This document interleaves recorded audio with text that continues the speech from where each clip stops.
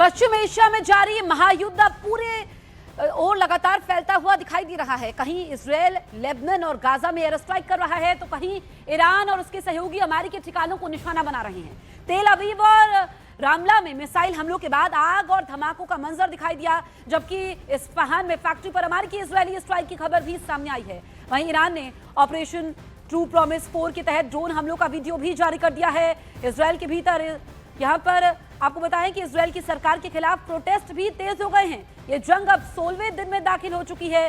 लगातार वार पलटवार जारी है। अमेरिका के ईरान के खार्क पर किए गए हमले के बाद ईरान भड़क गया है। ईरान ने अपने हमले और ज्यादा तेज कर दिए हैं, बढ़ा दिए हैं। जंग की ये 12 तस्वीरें जंग के हालिया हालात बयां कर रही है। वेस्ट एशिया की बात करें, दक्षिणी लेबनान की बात करें, ईरान की बात करें, देखिए ये जो 12 तस्वीरें हैं, इलाके अलग अलग हैं लेकिन मंजर एक ही है। तबाही की तस्वीरें हैं।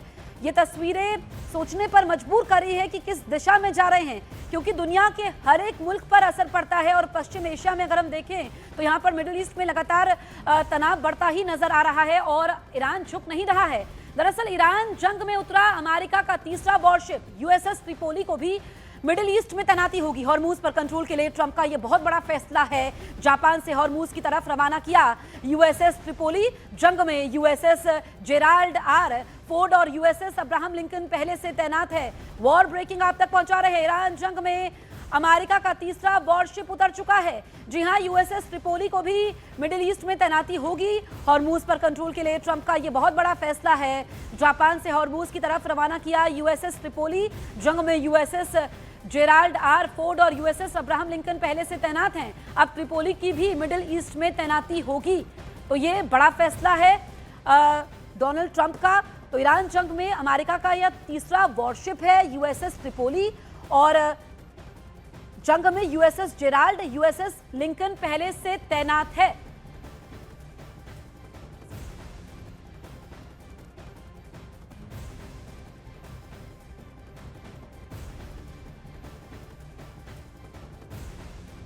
यूएसएस ट्रिपोली की तैनाती इस जंग की दशा और दिशा बदल सकती है, क्योंकि ये सिर्फ एक युद्धपोत नहीं बल्कि एक चलता फिरता आर्मी बेस है।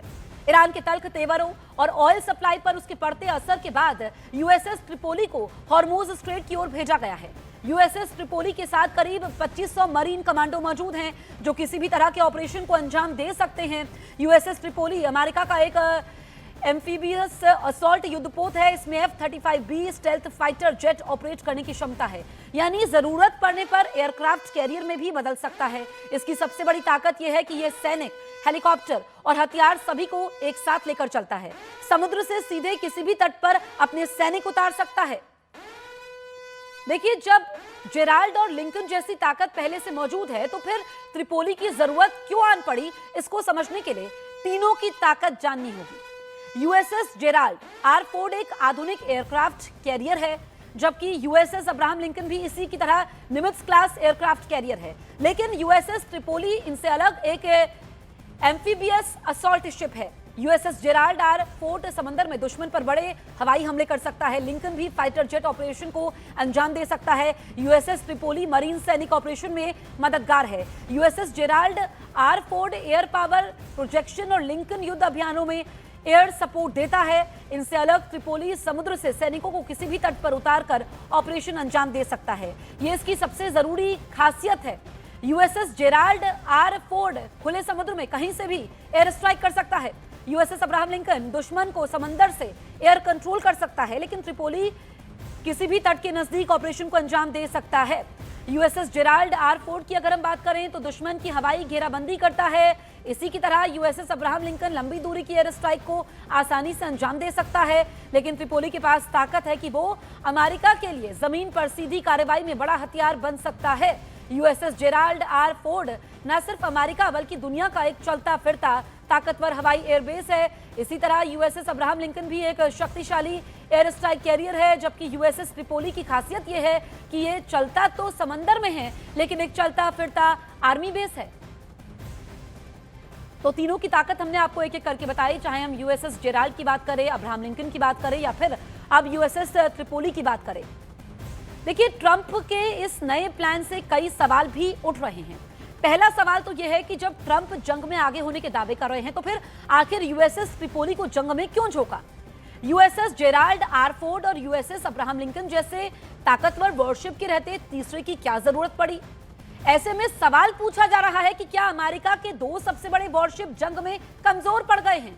सवाल यह भी है कि क्या ट्रंप ने ईरान के खिलाफ अपनी रणनीति बदल दी है? दावा तो यह भी है कि ट्रंप हॉर्मुज को फ्री करवाना चाहते हैं, लेकिन तैयारी देखकर सवाल उठ रहे हैं कि क्या ट्रंप हॉर्मुज से भी आगे की सोच रहे हैं? यूएसएस ट्रिपोली जिस तरह से मरीन कमांडो को साथ लेकर चलता है, उससे सवाल उठ रहा है कि क्या अमेरिका जमीनी हमले की तैयारी कर रहा है? अमेरिकी राष्ट्रपति डोनाल्ड ट्रंप ने समंदर में स्ट्रेट ऑफ हॉर्मुज को सुरक्षित और खुला बनाने के लिए वॉरशिप भेजने का ऐलान किया है। ट्रंप का कहना है कि अमेरिका पहले ही ईरान की 100% मिलिट्री क्षमता को तबाह कर चुका है, लेकिन ईरान अभी भी ड्रोन, माइन या कम दूरी की मिसाइल दागकर हॉर्मुज को खतरे में डाल सकता है। ट्रंप ने कहा कि चीन, फ्रांस, जापान, दक्षिण कोरिया, यूके और दूसरे देश समुद्र के इस इलाके में अपने जहाज भेजे। ट्रंप ने चेतावनी देते हुए कहा कि अमेरिका ईरान की बोट्स और जहाजों को पानी में ही मार गिराएगा। तट पर लगातार बमबारी जारी रहेगी।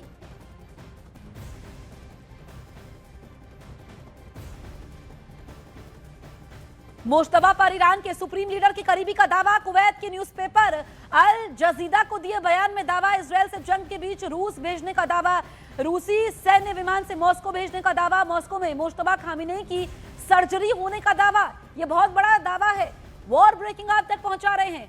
मुश्तबा पर ईरान के सुप्रीम लीडर के करीबी का दावा यह है कि कुवैत के न्यूज़पेपर अल जजीदा को बयान दिया जिसमें दावा किया गया इजरायल से जंग के बीच रूस भेजने का दावा। जी हां, मॉस्को भेजने का दावा यहां पर उनके करीबी ने किया है कि मॉस्को में मुश्तबा खामिनेई की सर्जरी होने का दावा किया गया है, क्योंकि पहले जानकारी यह मिली थी कि मुश्तबा खामिनेई जो कि इस युद्ध में घायल हुए हैं और अब रूसी सैन्य विमान से मॉस्को भेजने का दावा किया गया है, वहां पर सर्जरी का दावा किया गया है। और बताएं आपको कि ये दावा उनके करीबी ने किया है। कुवैत के न्यूज़पेपर को एक बयान दिया है मुश्तबा खामिनेई के करीबी ने, जिसमें यह दावा किया है कि जो जंग चल रही है इस बीच क्या मुश्तबा खामिनेई वाकई रूस चले गए हैं? वो घायल अवस्था में थे, क्या उन्होंने सेफ प्लेस तलाशा है या उनकी सर्जरी होनी है? इस दावे की सच्चाई क्या है ये भी सामने आएगी। एक बड़ी खबर आ रही है ईरान से। अल जरीदा ने यह खबर दी है। बताया जा रहा है कि ईरान के नए सुप्रीम लीडर मुश्तबा खामनाई को रशियन मिलिट्री प्लेन में मॉस्को शिफ्ट किया गया है इलाज के लिए और उन्हें वहां पे हॉस्पिटल में भर्ती किया गया है सर्जरी के लिए। तो बड़ी खबर ईरान से आ रही है कि वहां के नए सुप्रीम लीडर मुश्तबा खामनाई को रशिया की ओर रवाना किया गया, मॉस्को उन्हें पहुंचाया गया और वो मिलिट्री प्लेन में उन्हें शिफ्ट किया गया और सीक्रेट तरीके से सारा कुछ हो गया है। ईरान के प्रोटेस्ट के समय आपको बताएं कि जिस तरीके से वहां पर प्रोटेस्ट भी हो रहे थे और उसके बाद अब देखिए कि किस तरह से आज 16वें दिन में युद्ध प्रवेश कर चुका है। और आपको बताएं कि जो ये आधा महीना बीत चुका है, इजरायल और अमेरिका ने ईरान के खिलाफ पूरी ताकत झोंक रखी है, लेकिन ईरान ने एक बार फिर से ये क्लियर मैसेज दे दिया है कि जिस लड़ाई को अमेरिका और इजरायल ने शुरू किया उसे अंजाम तक ईरान पहुंचाएगा।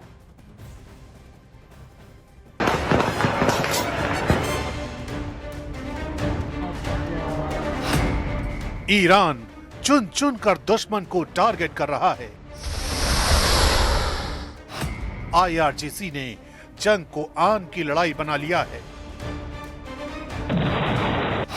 खामेनेई के सख्त संदेश दिखाई दे रहा है। तेहरान अब केवल जवाबी कार्रवाई नहीं कर रहा, बल्कि अपने दुश्मनों को चुन चुन कर निशाना बना रहा है।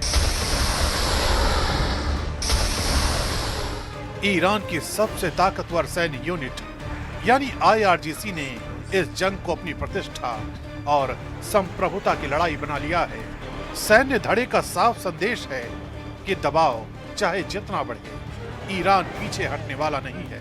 यही वजह है कि युद्ध के मैदान से लेकर रणनीतिक समुद्री रास्तों तक तेहरान लगातार अपने कदम बढ़ाता जा रहा है और हर नए हमले के साथ संकेत दे रहा है कि ये लड़ाई अब केवल सीमित टकराव नहीं, बल्कि शक्ति और प्रतिष्ठा की निर्णायक जंग बन चुकी है।